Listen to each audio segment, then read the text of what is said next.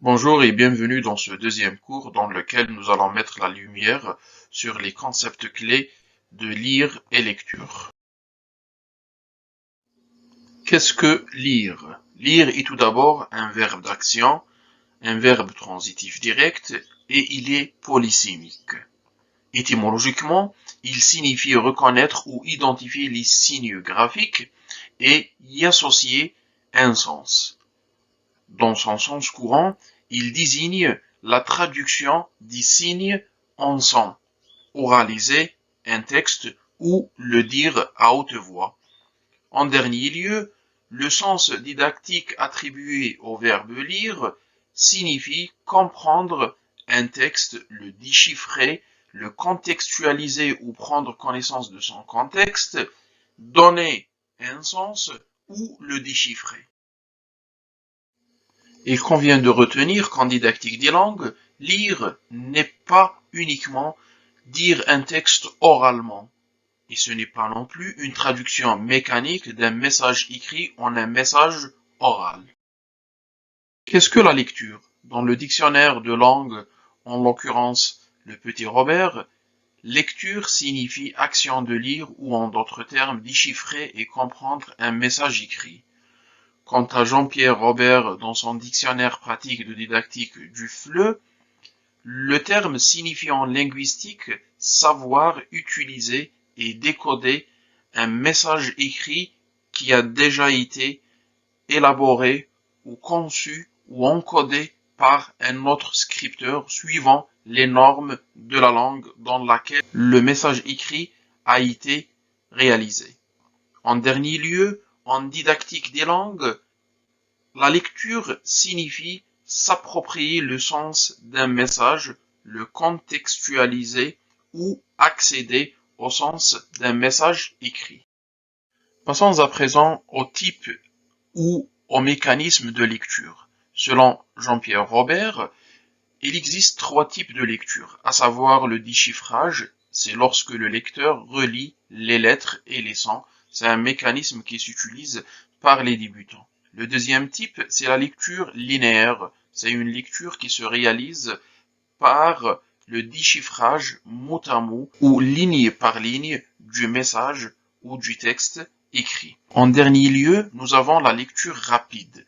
C'est une lecture qui se fait par le lecteur en essayant de chercher une ou plusieurs informations contenues déjà dans le texte. C'est une lecture sélective en quelque sorte. Sur le plan pédagogique, nous distinguons 2 types de lecture, à savoir une lecture silencieuse qui se fait qu'avec les yeux et une lecture oralisée qui se fait par les yeux et la bouche.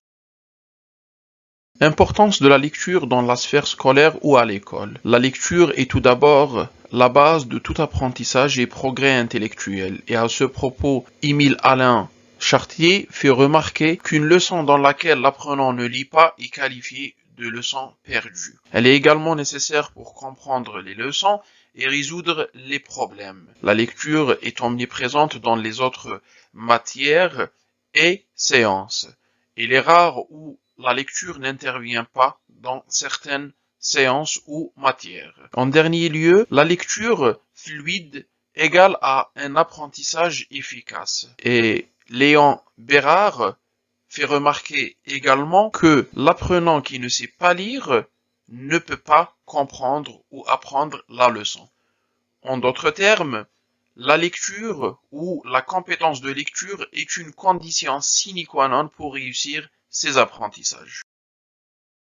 Importance de la lecture dans la vie de tous les jours ou la vie courante.